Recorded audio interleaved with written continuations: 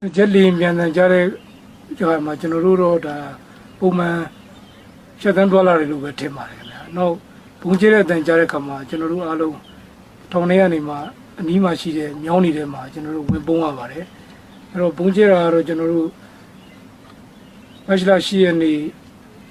နိုင်နဲ့ဆိုရင်17နာရီနေကင်း17နာရီလောက်ကစပြီးတော့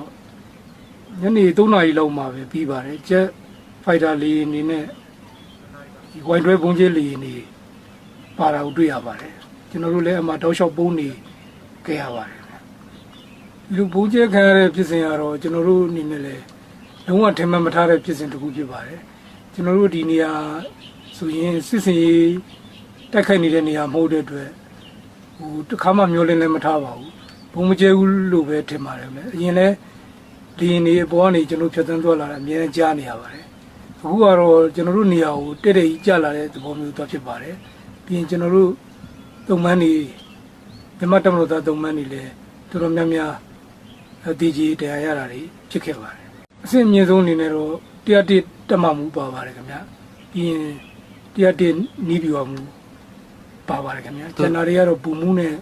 ပူကြီးတွေနောက်အခြားဆင့်တွေဖြစ်ပါတယ်ဓာတ်ကြီးဆုံးနဲ့ဆိုရင်တော့ပူမှုကြီးမြင့်ရွှေဖြစ်ပါတယ်သူရဲ့ရာထူးကတော့တက်မှမှုဖြစ်ပါတယ်သူတော်ဝန်ထမ်းဆောင်ဒါကတော့အမှတ်101ချိန်မြန်တက်မှဌာနချုပ်ဖြစ်ပါတယ်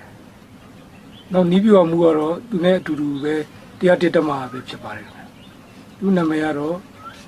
ဘုံမူကြီးညံစော်ဖြစ်ပါတယ်ရာထူးကတော့နီးပြွားမှုဖြစ်ပါတယ်ခင်ဗျာကျွန်တော်တို့တမတော်ရဲ့ကြီးကဲတွေရောဒီဘက်ကကြီးကဲတွေရောဟိုကျွန်တော်တို့အကြံပြုနေတာပေါ့နော်ယုံကြည်မှုတိဆောက်ဖို့ယုံကြည်မှုထားဖို့လိုပါတယ်ပြီးရင်ကျွန်တော်တို့ပြောင်းတဲ့တယောက်ကိုဒါနားလည်မှုမလွဲပဲနဲ့အားလုံးကိုပြောရမယ်ဆိုရင်တော့ဖြစ်တဲ့ပြဿနာတွေကိုကျွန်တော်တို့အများဆုံးပြည်လည်အောင်ပြင်ရှင်းမယ်ဆိုတဲ့ဟို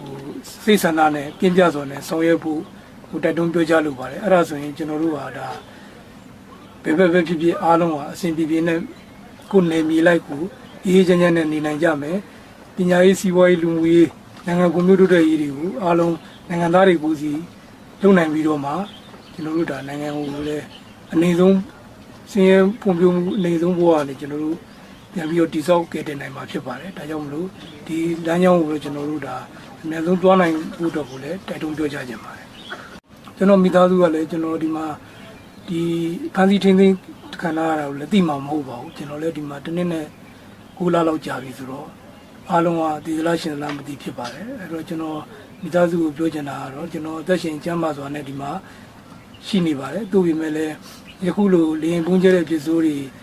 ကြုံတွေ့ရတဲ့အခါမှာတော့မလုံခြုံမှုပေါ့စိတ်မလုံခြုံမှုရောအန္တရာယ်အတွက်ကိုခံစားရတာရှိပါတယ်ဒါတွေအများလုံးပြည်လည်ပြီးတော့မှကျွန်တော်ဒီနေရာနေအများဆုံးလွတ်မြောက်ပြီးတော့မိသားစုနဲ့အများဆုံးဆုံတွေ့ဖို့မျှော်လင့်ပါတယ်ယုံလဲယုံကြည်ပါတယ်ဒီကတက်တော်ကထိန်းသိမ်းထားတဲ့ဖွဲ့တွေကလည်းကျွန်တော်တို့ဒါအများဆုံးအဆင်ပြေတဲ့တနေ့မှာပြန်လုပ်ပေးမယ်လို့ကျွန်တော်တို့ပြောထားပြီးသားဖြစ်ပါတယ်ဒါကြောင့်မလို့ကျွန်တော်တို့ဟာဒီအသက်ရှင်မဲ့ယုံကြည်ချက်မိသားစုနဲ့ပြန်လဲဆုံတွေ့မဲ့ယုံကြည်ချက်နဲ့ပဲကျွန်တော်တို့ဟာဒီမှာစောင့်စားနေတာဖြစ်ပါတယ်